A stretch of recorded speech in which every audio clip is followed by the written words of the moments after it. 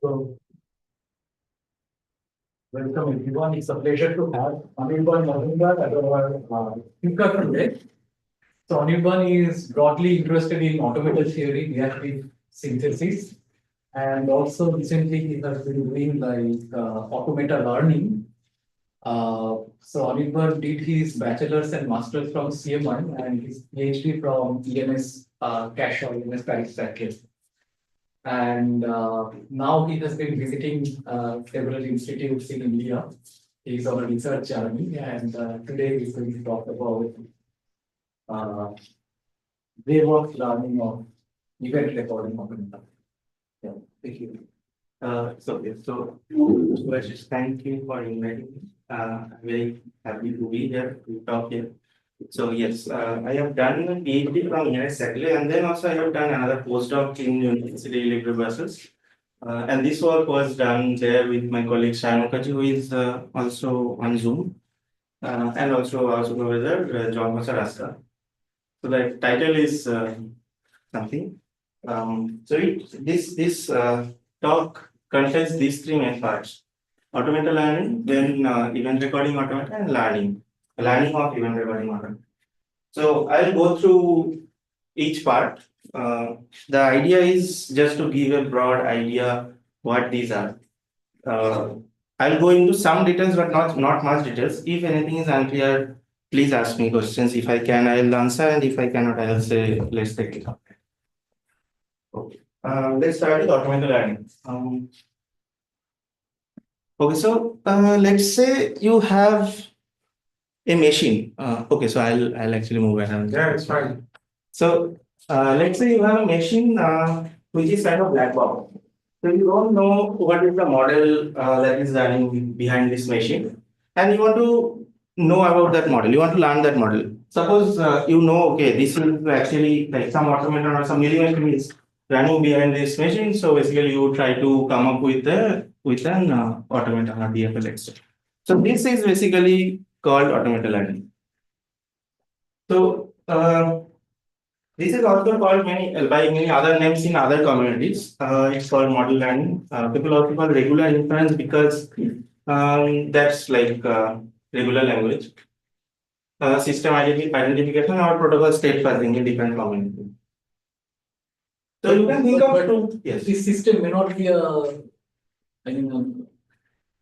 like a finite state automaton, right? I mean, why it's basically regular. Yes. So that's why I titled automata learning or not model learning. So I'll focus when you know that your model can be, your black box can be modeled using an automata, finite state automata. It's regular.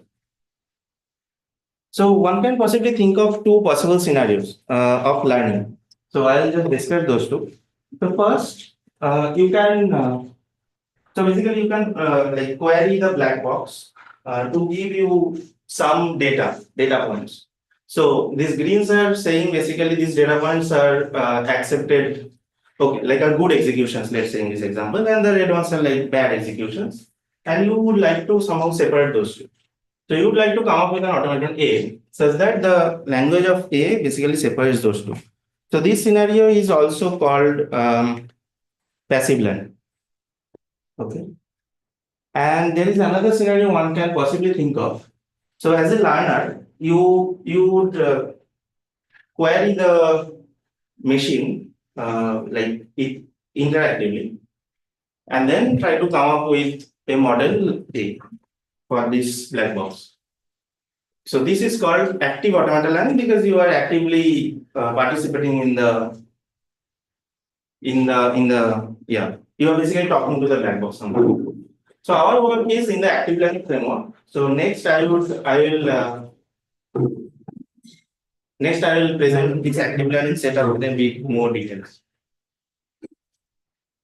Okay, so in the active learning framework, what happens is that we assume there is a teacher, which is basically like aware of the language L, and you as a learner will basically ask questions to the teacher. So So here in this setting, we will assume there are two kinds of queries the learner can ask to the teacher. First is membership queries. So basically, it can ask the learner can ask whether a word or execution is in the language or not, and the teacher will answer by saying yes or no. And after asking many queries, maybe the learner learns something about the language. And suppose he or she comes up with an automaton. So this is called hypothesis. So he or she would like to know, hey, this is my hypothesis. Does it recognize your language? Like, does it? Yeah, is the language held? Is it accepting the language held? And then the teacher will say yes or no. But something more. So the teacher, if it is yes, then the teacher will say yes, it is accepting my language held. Otherwise, it will say no, and it will give a counter example. So counter example, I mean some word that is in the symmetric sequence. So that is either in language of A, but not in L, or vice versa. So yes, so this setting we are interested in. This is called active automated learning. So A is also regular. Yes, we assume L is regular. I assume we need something about the complexity of L. It cannot be some other language. Sorry, We need some restriction on the complexity. Yes, so so if it's regular, then the number of states is finite. No, but do you have a bound on how many states? Not actually, no. It can be any regular. It can be any regular language. I mean, the complexity of the learning algorithm will depend on the size of the automaton that accepts it. Okay. It will be long. Yes, and Okay. So yes, so when I was making my slides, I was actually searching for like where is this used? Is there any practical application or not? And surprisingly, okay, not surprisingly, but very interestingly, there are many interesting practical applications. I found. I'll put some of them in front of you. So I did not go through the details, but for example, this one studies the model of a card reader that I showed in the first slide, and they actually found some security vulnerability using these automated learning techniques. There are many other such works. So for example, this one studies TLS implementations of some protocols, and they found implementation flaws in many of them. I think in 3 of 9 they studied. And for example, it's another example where they they try to learn TCP implementation, and there also they found something not desirable. And there are many. Okay. So I will now. So that was about automated learning. Yes, any questions? So just want to get a sense of Yes. So suppose the automata I'm interested in is, I know that there is an automata involving say Q states. Yeah. Okay. What sort of running time should I have in mind? Like am I So the algorithm, I'll show you an algorithm which was defined by someone in 87. So if you run that algorithm, you can say, like order of n cubes, let's say. You can expect to terminate with the next order of cube. Yeah. So this is pretty interesting, and it was unintuitive to me. But so basically, what is this? Okay, so this I'll talk about Anduin's L star. She gave this algorithm in 87. So let me first recall this very basic Mahler theorem. So Mahler theorem says if L is regular, then suppose this box stands for set of all words in your sigma. Okay, so we assume we know the sigma, like the alphabet. So then the box represents basically this is sigma star, set of all words, and then Mahler theorem says if L is regular, if and only, you can basically break this box into finitely many classes. And so with respect to some equivalence relation, so basically tail language are the same, and some of them will basically represent the words in L, and some will be rejected by L. And further, this class, this box, this representation also uniquely represents the minimal DFF. So basically, what I mean is that each equivalence class here will correspond to one state here, and vice versa. So what Anirban's algorithm basically try to do is that try to learn this equivalence class starting from nothing. Okay, so it has remember it has membership queries and equivalence queries. The learner has equivalent membership and equivalence queries. So okay, it starts here. It has all the words in sigma star. First, it will ask. You want to ask me? Okay, so first it will ask some membership queries. So it will ask, is epsilon in the language? Is A in the language? Is B in the language? Suppose the teacher says, yes, if all of them are in the language. Then, the learner will propose a hypothesis. How would we do that? So basically, okay, so the learner is maintaining a table behind the picture. So the table looks like this. So here I read suffixes, here I read prefixes. So this column means, okay, so P dot S equals to 1 if and only it's in the language. So this represents the membership query. So I already asked the teacher whether epsilon is in the language. It says yes. So I put 1, I put 1, I put 1. And then I try to build the hypothesis. And in building the hypothesis, each row would correspond to one state. So basically here I have only one state because every row is the same thing. And this state is basically representing the equivalence class of epsilon, or A or B is the same. And then it will ask the teacher whether it's your language or not. The teacher will say, oh no, it's not, because I have AA, which is not in my language, but you have accepted it. So then it will basically it will take this into account and extend the table. So it will extend the table. I will not go into details, but it will extend. How do you get this single state here? So each row will stand for each state, like one state in the automaton in the hypothesis. Each row. There should be 3 states. Okay, it's distinct row. Okay. So basically, this basically means equivalence class of A is exactly equivalence class of epsilon, and that is also exactly equal to the equivalence class of B. Now, when I get this counter example, that means this is not true. That means I have merged two equivalence classes that I should not have merged. So I have to find some distinguishing suffix that makes more classes in this thing.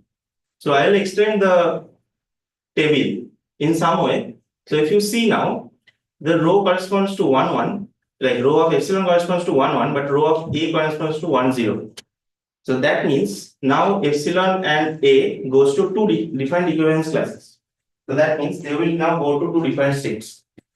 Is it like a teacher will return the smallest string that is not satisfying? Usually you don't have to assume that. So usually you can enumerate and find such a suffix such that if you add this, then you will be able to distinguish some of them. So the basic okay, so basically what you want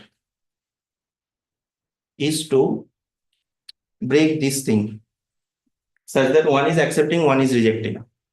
So for that you need a word. And even if you don't assume that teacher gives the minimal one, you will still be able to find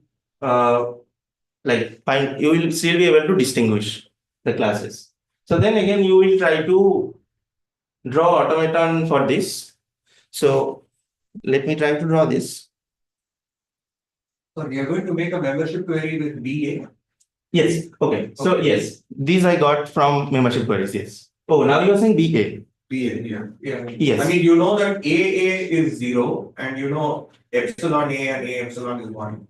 Those yes. are okay. Yes. But BA, you have no information right now. So here this row and this row are the same. So from here, you get the information that equivalence class of A and equivalence class of B are the same.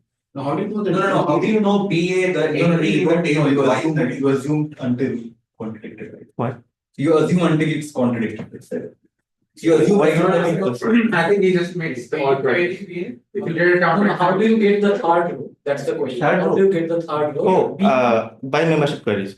Oh, right. So you make Yes. So all length two strings.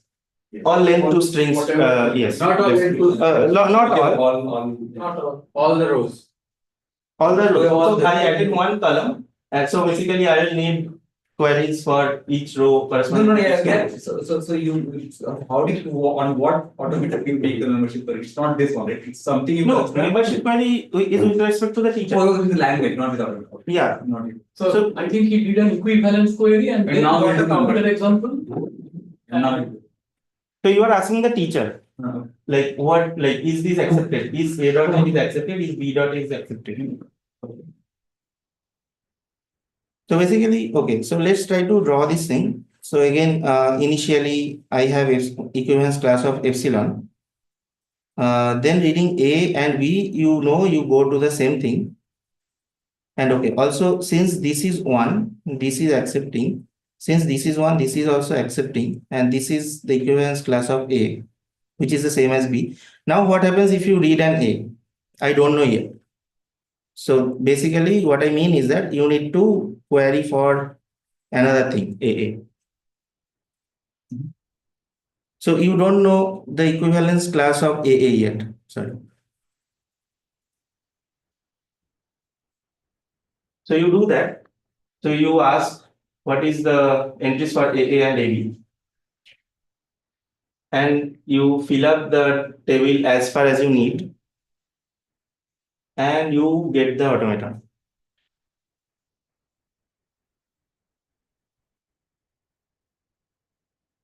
so AAB does not belong to the language, but AAA belongs to the language. AAA. Like AA belongs to the language. AB also belongs to the language, let's say. What does it mean, fill it as far as you need?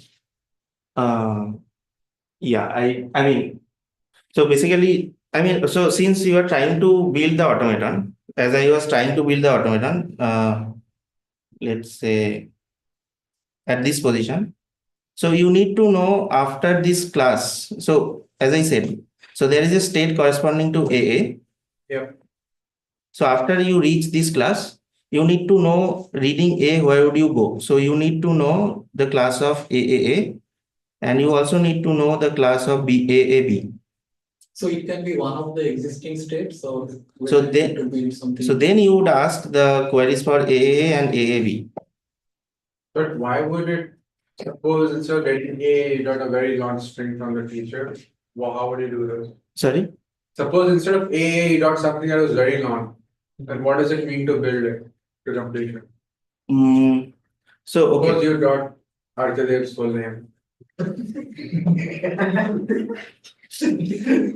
No, so, okay. So basically you can show that even if this thing, you get a bigger string, you can find a suffix so that you add only one column.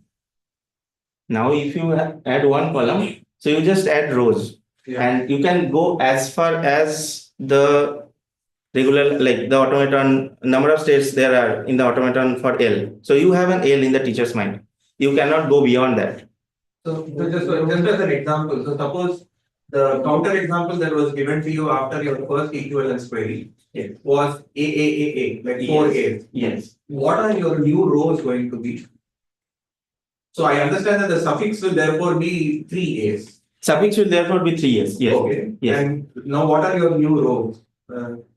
So your new rows will depend on these entries. So as far as they are different, you keep increasing by one letter. So now you do membership for Yes, check when it yes. is changed. But if you see something like, for example, the entry for this is same as one of those before, so you know that basically you can look back. But somehow Yeah, but that will take the teacher can force it to do to the queue. Sorry? Not like, I mean, then cube sounds like a unrealistic boundary, because the length of the string you get. So I think the Q cube assumption is assuming that the teacher returns the smallest counter example. But if the teacher doesn't return the smallest counter example, then it will be polynomial also in the length of the counter example. Oh, No, but even if it's like I don't even see a polynomial bound here. Yeah, right now it seems like a Yeah. 2 to the power, like. It feels like exponential in the, I mean, or maybe I don't understand the 4 blue color rows that you have written. yes. I don't know how you got those. Like, how are you using those as the specific strings to query? Okay, so let's say I have queried up. Okay, let's say I have up to this much. No, let's look at the same example. You asked the first equivalence query. Yes. I gave you like 4 A's as a counterexample. Yes. Okay. Okay, I told you that you are accepting 4 A's, but 4 A's is not in my language. Yes. What do you do then? So then I would add 3 A's in the 3 A's is column. Okay, what are your new rows? Yes. So okay, I'll tell you. So 3 A's I add. So I will then add the membership for these 3 which are already before. So these were these 3 rows were there. making 3 membership queries. 3 membership queries, yes. Okay. And then I would again just do this. So I'll see whether. Okay, so basically so suppose I have up to this, and then for every extension in sigma, and so this is S, and for every element in S, I like build the row for Yes. S dot A.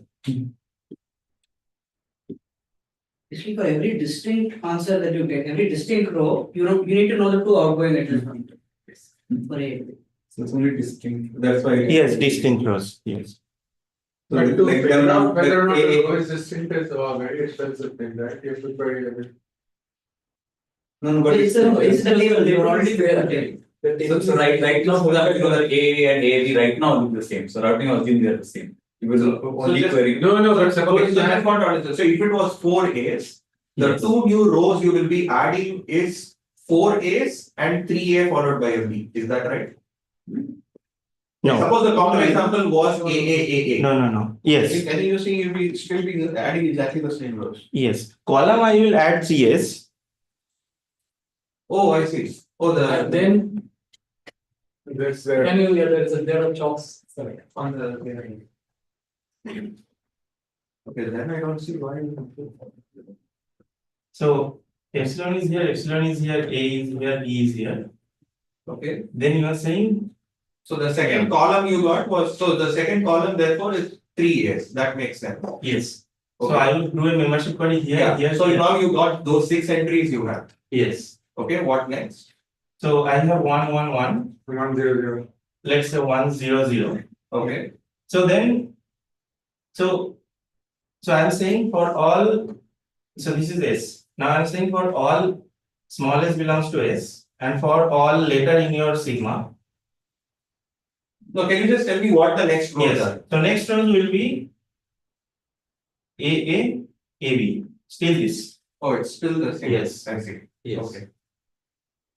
So what I'm saying is that this row basically will correspond to. In order to get to go from the A state, you need to Yeah. be A. Yeah. You don't have B A in. It will be the equivalent. Since A and B are equivalent, You don't have to. you don't have to check both. Okay. Okay. Okay. So this is because of monotonicity. I mean, reading a class of some W in the mild class, if you read an A, you go to the W.K class. So you would like to know from this class, if I read an A, where do I go? So that's why you need the membership for AA, and then you need the membership for AB. So here you assume that if that assumption was wrong, that the equivalence was not safe, it will get fixed. Yes. If these two were not the same, let's say this is 0, 1, then you would also need to add BA and BB.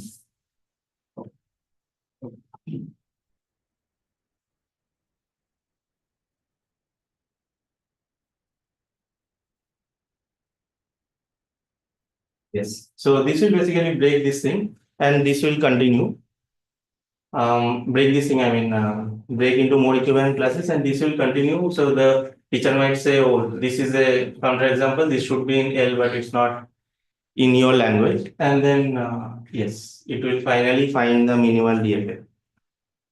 And yes, the complexity is, I think it should be n square m. So m is the length of the counterexample that the teacher gives. And so number of equivalence query you can make at most n many times, because at every step, like at every equivalence query, if the teacher gives you a counterexample, it's sure that you will increase the number of states. And if your automaton L has n states, then you can ask at most n many queries. Sorry, so here at this point, so you get AA and AA's row turns out to be different. Yes. Which means the equivalence class has to be different from everything before that. AB is also different, right? So shouldn't they? No, AB is same as epsilon. Oh, you've seen about them. Yeah, so that's why I put the, so from A reading B, I go to Makes epsilon. sense. Sorry, I missed it. So if this counter example is always of the minimal possible length, Yes. then will it be n cubed? Like, so can you say that the counter example is always like the minimal counter example is somehow like it's order? Yes, minimal counterexample is always order n square or n, I think actually. Yes. Yes, minimal counterexample is always order n. It's like length to n.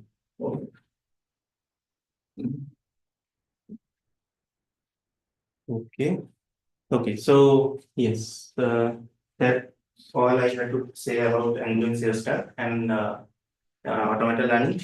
Now I'll move to a model called event recording automata. So I'll talk about time language. Yes. Okay. So what are time language? Time languages. So now you have, okay, so we have seen regular languages. Now you have some kind of timing constraints. So for example, you want to say, I want to accept all words of like this, like A, AB, ABA, AB, like, so AB of this form. And you also want to say, so this I'll go through over an example. So you also want to say that the time difference between every A and the next B is exactly 1, and every B and the next A is at most 1. So what I mean is that your language is of this form, like words of this form, and additionally, this difference, this like the timing difference is here 1, here is at most 1, here is 1, here is at most 1, and so on. So to capture this kind of languages, time languages, we need some variables that are called clocks that will measure time. So basically, we can construct this automaton. So this is basically saying, reading A, I go to a next state, I reset my clock to 0, and from here, I check whether the time since my last A is exactly 1. So this is basically capturing this part. And then I reset my clock B 0 to 0, and then I'll go back here where I will check that the last B I have seen was at most 1 time before. And I loop here. So there's a clock corresponding to every state, or There is a clock. So how many clocks are there? okay, so in general, in timed automata, there can be any number of clocks. But I did not define timed automata in general. I chose this example particularly because I wanted to define event recording automata. So these are subclass of timed automata where the number of clocks is exactly the same as number of letters in your alphabet. So this type of automata basically captures some like languages that basically say, oh, from the last A, I have elapsed this much time. From the last B, I have elapsed that much time. So for that reason, you would need exactly the same number of clocks as there are letters in the alphabet. Each time you see a B, you have to reset the B. Yes. Each time you see a B, you have to reset the B, and for A also, for everything. So yes, these things are called reset, and by default they are reset to 0. And these things are called guards. So guards look at like guards are of this form X compared to C and conjunction of that. So compared means less than equals to, greater than or greater than equals to. So these things are called event recording automata. They were introduced by Allur, Hicks, and Hensinger in 99. So to more like define little bit more formally, we have a finite state automata, we have some variable clocks, and we have two further restrictions.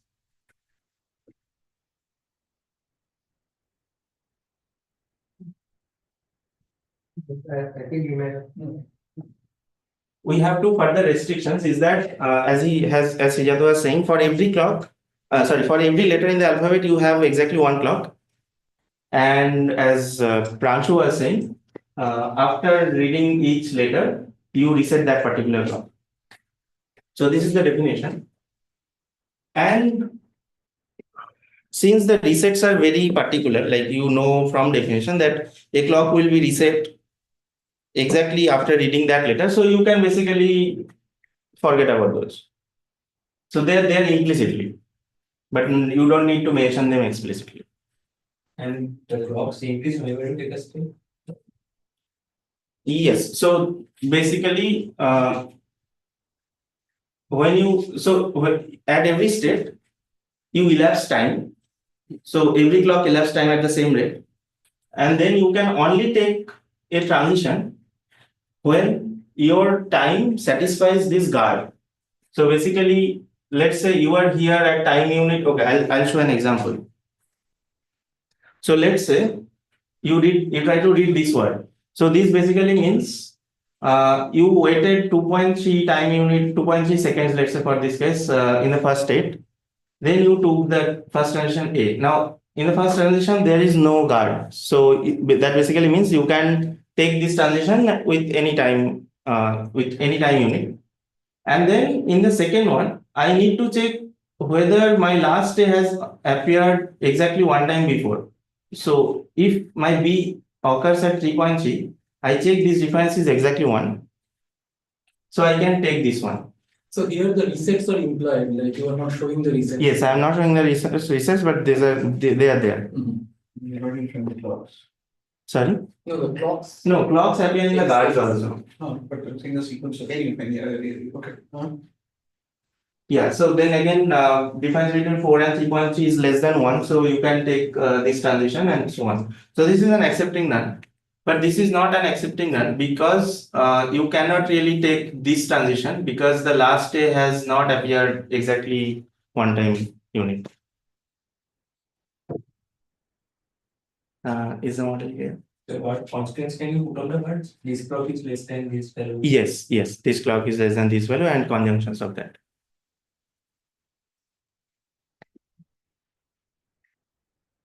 So yeah, so the goal of this talk, the result of this talk is basically to learn a deterministic ERA for any ERA recognizable language L. Can you compare two clocks? We don't allow comparing of two clocks. So yes, you can define that. So expressively they are the same. Expressivity is the same, but they might be succinct. Like the timed automaton you get might be succinct if you don't allow those. If you allow, then it is succinct. If you allow those, then it's succinct.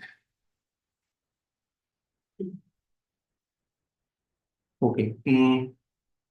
So let me go to the last part, learning of ERA. So before going into so the model of ERA is clear, model of Angloin learning is clear. Now let me tell you why we cannot do. Okay, so this slide I just wanted to say that okay, we are not the only one who are doing this kind of work. So ERA learning is actually a pretty old problem. In 2010, Greenstein and others studied this problem, and after that also people studied. So in 23 and 24, people also studied like the full class of deterministic automata, like learning of DTA. But still our work falls here, which is a subclass of here. But still, this is an interesting work in the sense that we claim the minimality in the number of states of the automaton that you return, unlike this case. So I just want to No, even the other, so I'm saying ERA is a subclass, strict subclass of DT, deterministic timed automata. Like people have shown how to learn this class, but I'm saying this work is still interesting because we claim the minimality in the number of states of the automaton you return, unlike them. So they don't return the minimal number of states automaton. So the reason is in timed automaton or even in ERA, you don't really have anything like Myhill-Nerod relation. So you cannot really do angling to get back the minimal number of states automaton. and what about the previous ERA learning works? Like they also do not talk about minimality, but I mean, how No. So these ones different? yeah, no. So this work says like exponentially larger automata they return, and they are slightly different actually. So they talk about ERA but with some unobservable receipts. And yes, and this work is kind of syntactic. So they somehow assume that they know the syntax of the ERA somehow. I mean, they know the guards and all. Oh, So in this slide, I wanted to show you that for ERA regular languages, this is like there is no Myhill-Nerod classes. I mean, there is no Myhill-Nerod theorem. so So minimal ERA is not necessarily unique.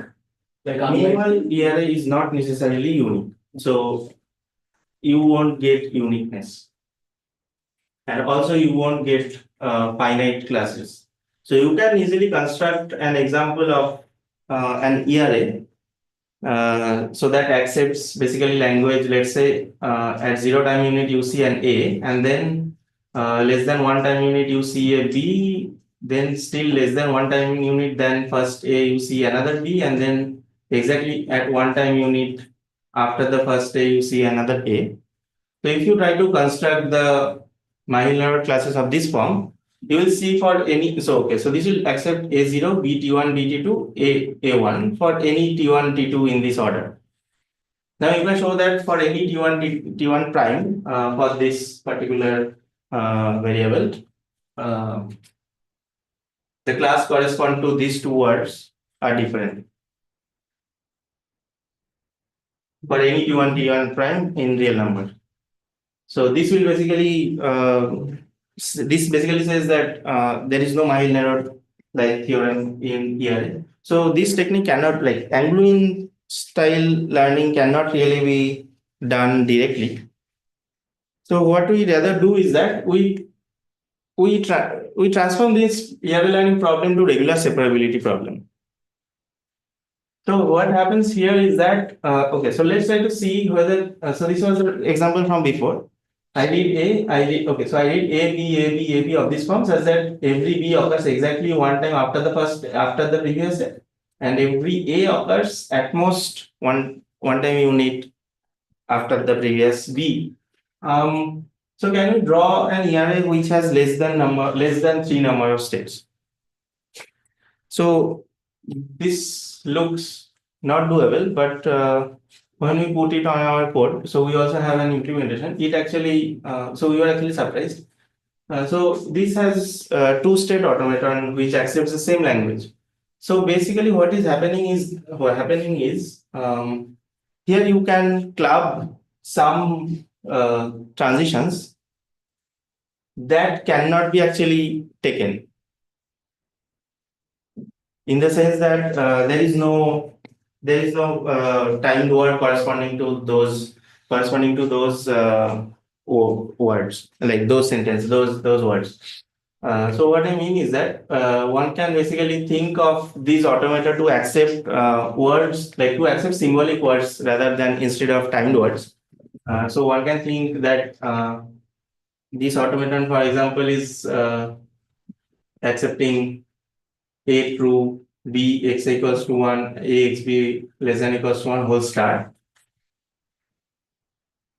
So similarly, one can also think that it accepts A comma true and let's say one of these guards. So what I want to say here is that, so in the above model, whatever word you read on the automaton, there is a concrete timed word corresponding to that.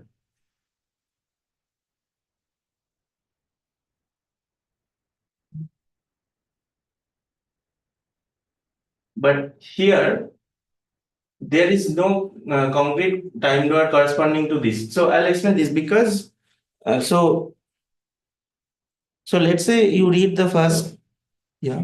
Where do you get this x b equal to 0 from? This was. No, so I'm just reading a word in this automaton. So A, and then Okay, this above thing, yes.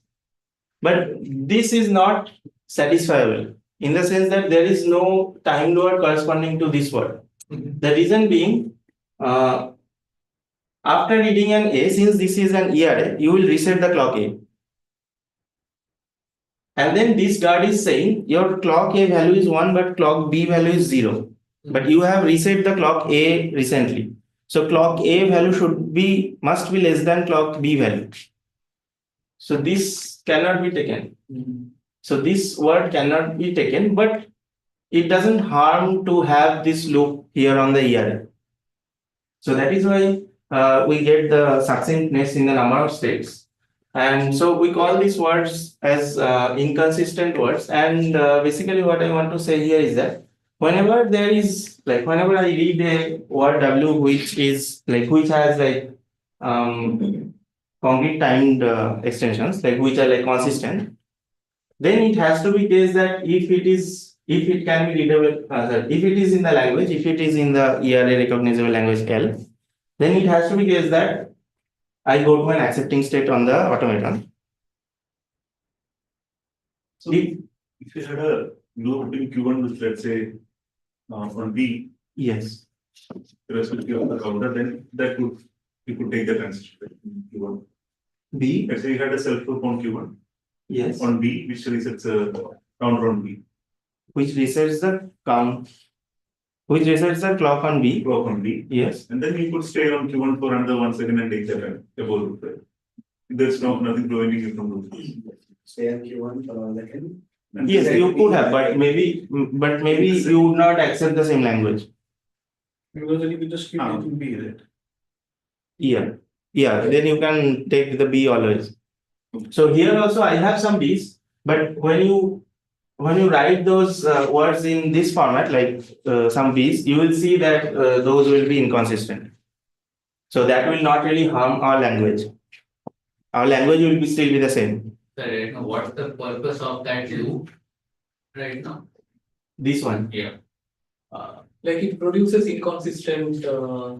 It produces inconsistent word in this particular example, but it may produce some consistent word in some other. For example, you can read A, then probably this B x x b, and then this A with x equals to 1 and x b equals to 0. That should be there because A, B x equals to 1, and the next A is after at 0 time delay. That should be accepted.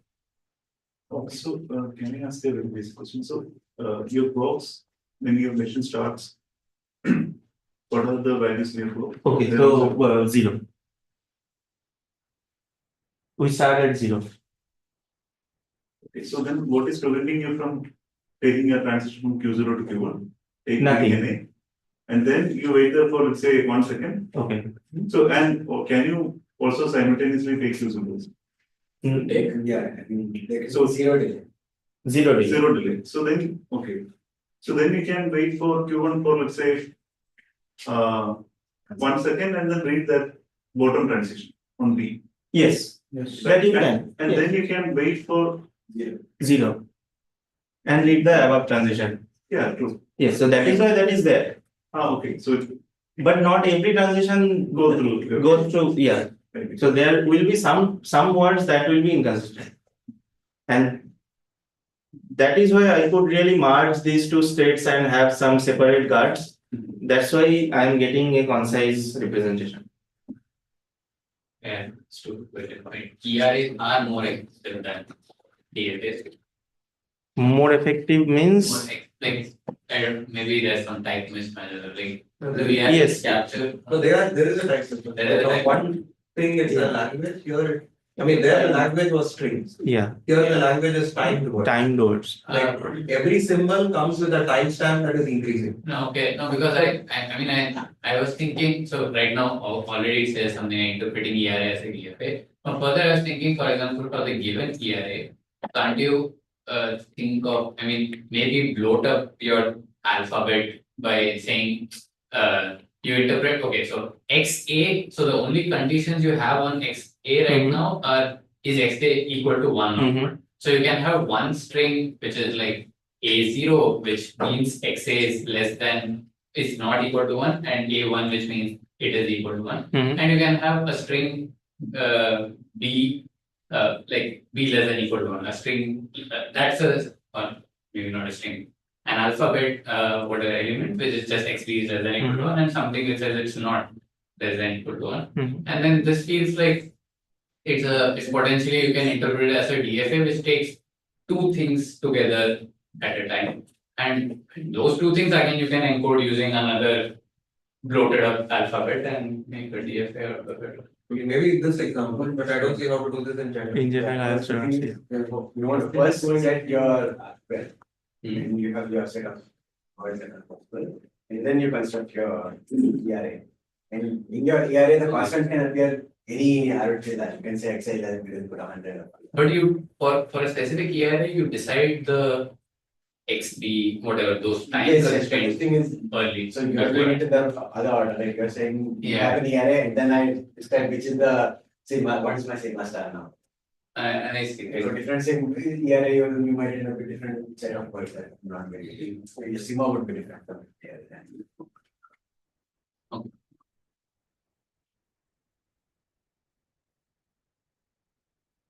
Yeah, so here I wanted to say is that I can have some words that are consistent and some words that are not consistent, but for the not consistent, I don't really care whether that word in my automaton goes to an accepting state or not. But the words that are consistent, I want those to be consistent. In the sense, if they are in the language, then they should be accepted by my DFA and vice versa. So W in the square bracket, these are the timed words. These are the set of timed words satisfied by W if you read it as yes, symbol words. As symbolic. I mean, yeah, W is like words like this. Okay. What And- is your alphabet for this ERA? The alphabet is the extended alphabet, this letter times like product with, okay, so here we would work with this kind of like very granular guards. But yeah, so the number of guards of such kind will be finite. Okay. Assuming that we also know the max constant that is appearing there in the automaton. So we assume that we know the max constant. Here is 1. So based on that, the number of granular guards will be finite, and that would be our alphabet. So since you have anyway said that, so this basically takes us to the main crux. So basically, this is the set of all sigma star. Sigma star in the sense symbolic words over that alphabet I just described. And then you can part this into consistent and inconsistent, and then you can further divide this into L and L bar. And you would like to come up with an automaton A that has, such that the language of A is basically covering every consistent word here, but it can also take some accept some inconsistent words. Because accepting inconsistent word does not really increase my time language. So this thing is can be shown. Can be seen as regular separability. A is a DFA, right? A is a DFA. A is a DFA. Okay, A is a DERA. A is an ERA. ERA. Yes. Because my alphabet is now the AB, that sigma cross set of all granular words.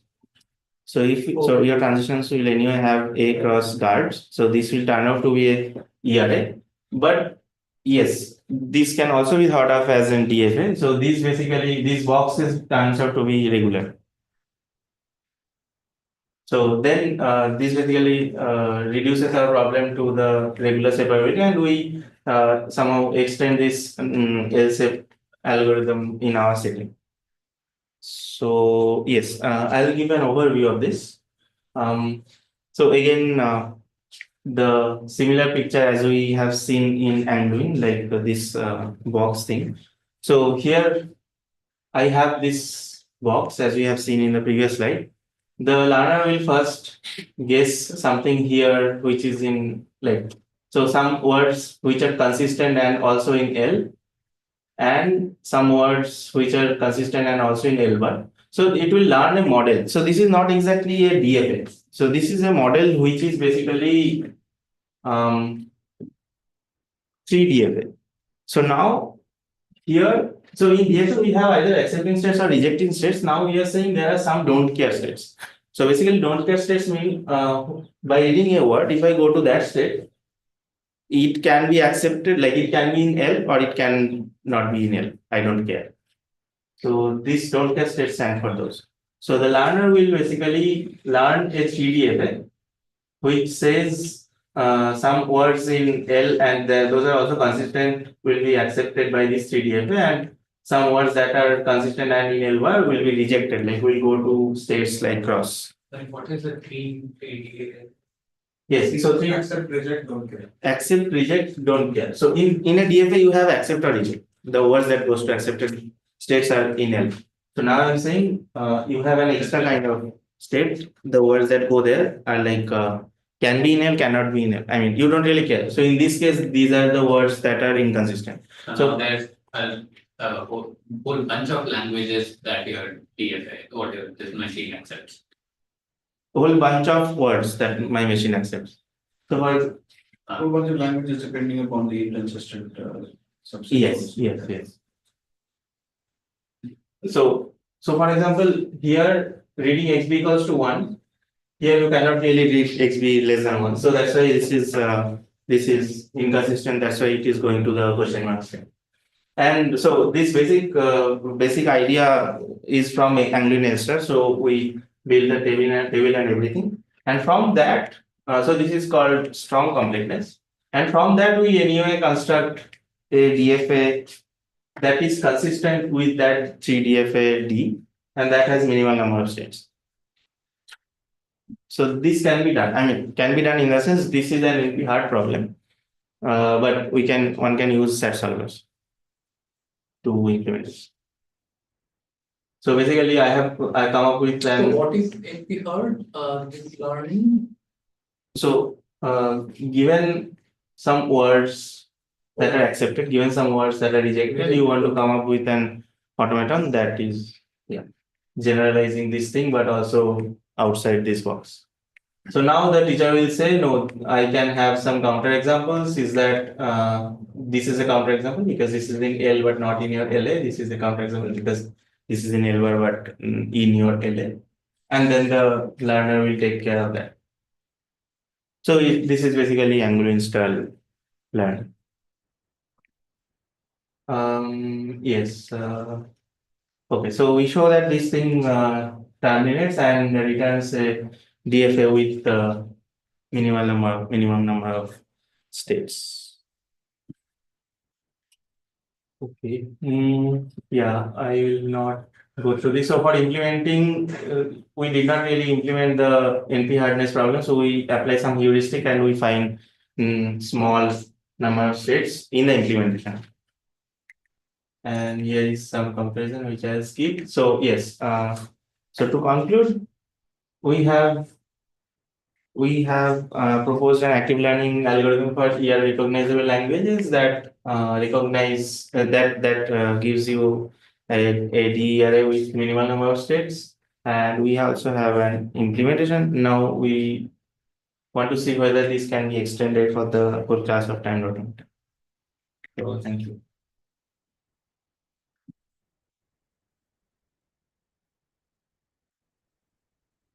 So you cited the first paper which studied ERA. Yes. Why were they interested? Like, why did they? No, they did not define ERA. Oh, first paper, the Alu fixed thing. Why did they define ERA? We wanted to take the revenge. Record of probably because time automata were too hard. So one thing is that I think these ERA are determinizable subclasses. Oh, yeah, right. So basically, in timed automaton, you cannot determinize. Cannot determine. What does that mean? Given any non-deterministic timed automaton, you cannot have an equivalent timed automaton accepting that, which you have for regular languages. Equivalent deterministic time. Irrespective of size. Irrespective of size, you don't have that property. Now for ERA, you have that property. You start with a non-deterministic ERA. You can construct a deterministic one that has the same language. So timed automata, how general is it? What does it allow you to do? You would have arbitrary guards, you don't need to reset clocks, nothing. Arbitrary guards as in. I mean, the guards could potentially Yes. compare one counter with another counter. Yes. You could also do that. And again, when you're reading a certain Yes. symbol, doesn't necessarily mean you're going to reset the symbol. There is no connectivity with symbols. Yeah, there is also no Yeah, connection. could be completely. Here there is a relation between the letters and clocks. A for XA, B for XB. There you can have XYZ, I don't know how many. There are some bunch of clocks. Yes. And every transition is you read a symbol as long as a bunch of guards work, you can make a transition. Yeah. And those things, so timed automata, they were defined because there was something, was it motivated by applications, like some industry application, or was it some? I mean, if you're in an ATM, you put your PIN, you expect the money to come within a short amount of time. So you would want specifications to perhaps have something like this. Like, True, yeah. if you have done something, then you expect things to happen within a certain period. Yeah, when you make a request and get some grant, when the request is granted within some. And so does your way of expanding the thing to include these inconsistent words, Yes. does it allow you to, I don't know, have some semblance of a Michael-Nerod relation here? Like, for example, now that you have a concept of the minimal DFA, which you are able to get, So that we do the don't states know. mean anything? That we don't know whether it is the minimal yet. Oh, it's okay, no, okay, maybe No. not the minimal. At least you know the smallest number. Smallest number of states, yes. Does Does this give this- you Anything? like in the sense that I would like to know, I mean, technically speaking, Michael-Nerod way to turn it around is to basically ask what are all words that make me eventually land up in this state, right? Yes. You could ask the same thing now. Same You could thing say, here, what are all yes. timed words that Yes. make me land up in this state? Is that So not yet, but I mean, this question has already come up to our minds. So okay. we are trying to look at it, yes. But yeah, it's not very evident. Yeah. It's not very evident. So where is the minimality coming from in in the algorithm? The minimality part? The rows that they need to choose. So here. So you I mean, consider, for example, in Android, the minimality follows from the yes, Michael-Nerod class. yes. Here, one would apply like SAT solver to see to construct a DFA with minimal number of steps. Yes, you cannot do otherwise because it's in here. Oh, okay. So it's essentially the SAT solver is giving you are encoding that as a constraint, like this should be the minimal. Okay, so learning, separating is can be hard. But doesn't mean learning and minimal derives can be hard. Doesn't necessarily. Learning Minimal data. derives can be hard. That does not necessarily mean. That does not necessarily mean that learning a data with minimal number of steps is in here. That does not mean no. Still have some. Still, What yeah. was your question? No. So I thought, The NP harness comes from the separating data. Yes, But you could still have a code on better algorithm. Yeah, could have. Yes, that I don't know.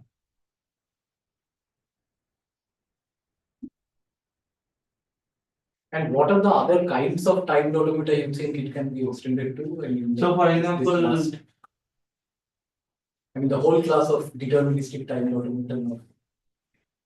so we have not looked at it, but I think that can be doable. And also, for example, event clock automata, that can also be looked at because it's kind of a direct extension of ERAs. Okay. Other questions? Okay, if not, let's thank the speaker again.